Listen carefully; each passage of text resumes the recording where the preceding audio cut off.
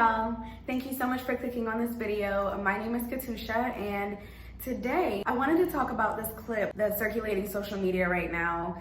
It's these two French doctors, scientists, Jean-Paul Mira and Camille Locht, are suggesting that possible vaccines for the coronavirus should be tested on Africans because in his opinion they have a higher risk of exposure and they also have less access to medical supplies. I'll insert the clip here if I can find it. Provocateur, est-ce qu'on ne devrait pas faire cette étude en Afrique où il n'y a pas de masque, pas de traitement, pas de réanimation, un peu comme c'est fait d'ailleurs pour certaines études dans le sida, où chez les prostituées, on essaye des choses parce qu'on sait elles sont hautement exposées et elles ne se protègent pas. Qu'est-ce que vous en pensez ? Alors vous avez raison, et d'ailleurs on est en train de réfléchir en parallèle à une étude en Afrique justement pour faire ce même type d'approche avec le BCG, un placebo. Je pense qu'il y a un appel d'offres qui est sorti, il va sortir, et je pense qu'on va en effet... Not only are these two doctors heads of departments and directors in their respective institutions in France, but they have the platform to make these statements on live television to the entire country, and now it's reached the entire world. First of all, they're speaking about Africans like we're objects. There is no mention of consent, as though they've decided that if they want to test Africans, they're going to do it, regardless. And then the fact that these are two citizens of a very problematic former colonial power, and not so former. France has been a huge reason that the rest of the world sees Africa the way that the world sees Africa. Africa is painted as this continent full of disease, like we are the birthplace of all diseases, when in reality, Europeans and Asians are the ones that spread disease. Mainly Europeans through colonialism and slavery. And now a virus that originated in China has killed mostly Italians and is most prevalent now in the United States. I understand that there might be a shortage of masks and medical staff and ventilators and hospital beds, but that's a shortage that's worldwide. Wasn't the American CDC telling nurses and doctors to wear bandanas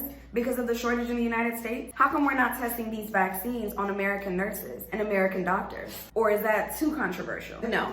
Africa is what makes sense. Africa is where we should send all of the testing, all of the experiments that need to be done on humans. Definitely get Africans. Definitely go and grab some Black people because it just follows a long history. Black people have always been the unwilling and unknowing participants of medical testing and experimentation around the world. In the United States, the most well-known human experiment was done on African American men at the Tuskegee Institute in Alabama. For 40 years, from 1932 to 1970, the United States government targeted poor Black people, promising them free health care with rides to and from clinics, hot meals on treatment days. 600 men were sampled. 399 of them had syphilis. The U.S. Public Health Service knowingly and illegally hid the diagnosis from patients and didn't offer treatment. An article that I read on the History Channel said this: in order to track the disease's full progression, researchers provided no effective care as the men died, went blind or insane, or experienced other severe health problems due to their untreated syphilis. By the time the study shut down, 128 participants had died, 40 of their spouses had contracted syphilis, and 19 of their children were born with the disease. Even before this travesty, there was J. Marion Sims. Sims used enslaved Black women to become the father of modern gynecology. In his time, in the 19th century, it was commonplace to conduct medical research on slaves. Sims, as well as other cruel white men, would buy women solely for the purpose of experimentation. Sims conducted over 30 surgeries without anesthesia on an enslaved woman named Anarcha. Another enslaved woman named Lucy almost died after developing sepsis after he left his surgical sponge in her bladder. Sims treated many enslaved people for neonatal tetanus, a disease that mainly affects children who are born in unsanitary or malnourished conditions. It almost only occurred in African American children. This is what Sims wrote regarding those children. Whenever there are poverty and filth and laziness, or where the intellectual capacity is cramped, the moral and social feelings blunted, there it will be oftener found. Sound familiar? On sait elles sont hautement exposées et elles se protègent pas.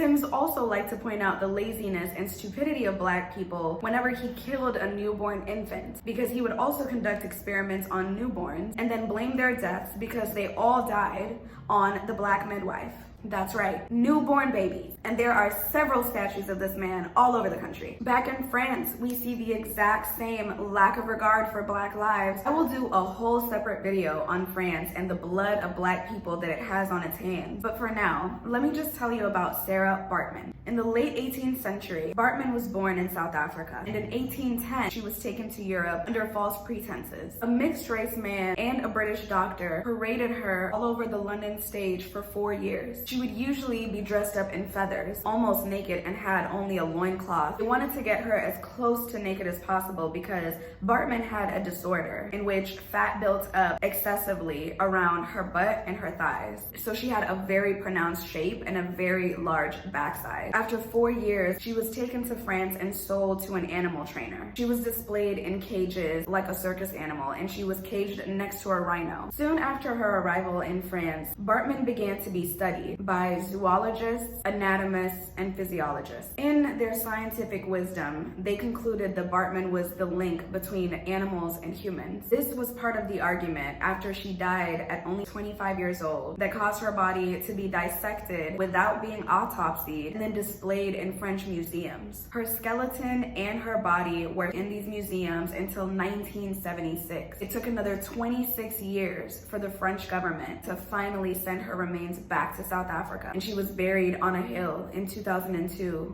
almost 200 years after her death. This right here is the reason that we are so outraged when we hear anything about medical testing, about experimentation. This right here is the reason that we can never get over slavery, because it didn't end with slavery, and it didn't end with colonialism or apartheid or Jim Crow or segregation, and it did not end with Sarah Baartman. They still see us as objects. They still see us as less than human. They still believe that if you have to pay the cost with African blood, then it's worth it. They are willing to make that decision on our blood because they are just that superior. I pray to God that African governments do not give in to any pressure from foreign powers to test anything on our continent. They can take that vaccine anywhere in the world right now because everybody needs it. Thank you guys so much for listening to this video. I really appreciate the view. If you guys know anybody who can learn something from this, or anybody who is wanting to understand the history behind medical testing and why we are so upset when we hear that anybody wants to do some testing on the African continent, please go ahead and share this video with them, and you guys can see me with any questions. I'm here to let you guys know, do not let any white man test anything on your Black bodies. Don't trust it. Thanks, you guys.